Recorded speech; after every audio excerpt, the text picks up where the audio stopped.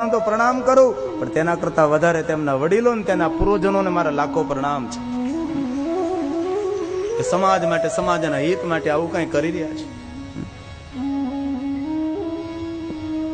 જેના ઘરમાં દીકરીઓ છે એ ઘરને મારા પ્રણામ છે. એક પંક્તિ ગાઓ. દીકરી મારી લાડકવાઈ લક્ષ્મી નો અવતાર, દીકરી મારી લાડકવાઈ લક્ષ્મી નો અવતાર.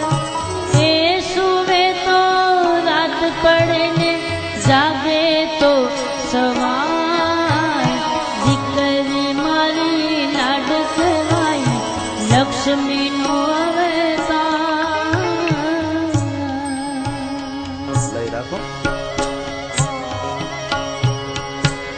અમારી શિવ કથામાં રોજ માટે તો અમારી લાખો દીકરીઓ કથા સાંભળે, પણ મારી દીકરી કોઈ કથામાં નથી આવી, કારણ કે એ ભણતી હોય છે. અને આજ મારી દીકરી કથામાં આવી છે.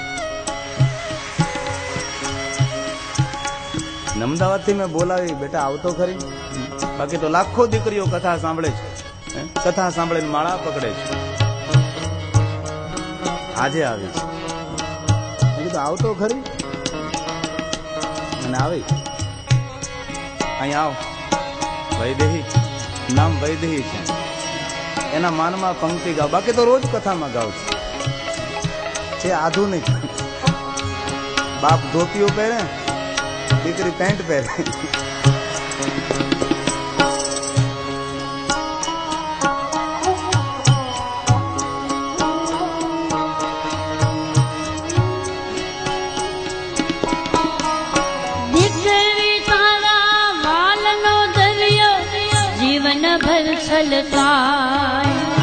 પામતા જીવન માત પિતાનું ધન્ય થઈ જાય. દીકરી તારા વહાલનો દરિયો જીવન ભર છલકાય. પામતા જીવન માત પિતાનું ધન્ય થઈ જાય. એક જ સ્મિત માં છલકે તારા મોતીડા હજાર. દીકરી મારી લાડકવાઈ લક્ષ્મી નો અવતાર. એ સુવે તો રાત પડે ને જાગે તો સવાર. દીકરી મારી લાડકવાઈ લક્ષ્મી નો અવતાર. દીકરી મારી લાડકવાઈ લક્ષ્મી નો અવતાર. એ સુવે તો રાત પડે ને જાગે તો સવાર. દીકરી મારી લાડકવાઈ લક્ષ્મી નો અવતાર. દીકરી મારી લાડકવાઈ.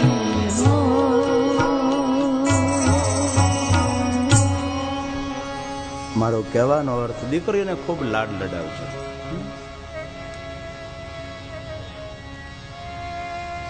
અને દીકરી ક્યાં બાપને વાલી ન હોય. અને એટલું જરૂર યાદ રાખજો વડીલો, બાપને પ્રેમનો અહેસાસ કરાવનારું કોઈ પાત્ર હોય તો એ દીકરી છે. અને જે બાપને દીકરી ન હોય ને એ બાપ અધૂરો કહેવાય છે. એ પૂર્ણ બાપ નથી હોતો. બાપ પૂર્ણ ત્યારે થાય કે બાપને દીકરી હોય. તે દરેક કથામાં કહેતા રહું, દરેક પિતાઓને કે દીકરીઓનો ખૂબ લાડ લડાવજો. કારણ કે દીકરી ઘરની મહેમાન છે ને.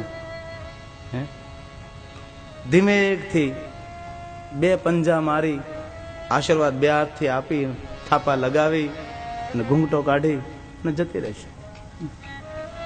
ખૂબ સન્માન કરજો. આ કથા વિપરીત કથા છે કે તે સમયનો સમાજ કેટલો આમ અસ્ત વ્યસ્ત સમાજ હશે. આ સ્વામીની નામની બ્રાહ્મણ કન્યા પોતાના ધર્મ ચૂકી જવાને કારણે આ વિધવા નારી સ્વામીનીને સમાજના માણસો ભેગા થઈને જંગલમાં મૂકી આવે છે. તમે વિચાર તો કરો, કોઈના જીવનનો વિચાર કર્યા વગર ભેગા થઈ અને પકડી અપમાનિત કરીને કેટલું નીચું જીવન જીવતા હશે. અપમાનિત કરી સ્વામિની નામની વિધવા યુવતીને એકલી ઘનઘોર વનમાં છોડી દે છે.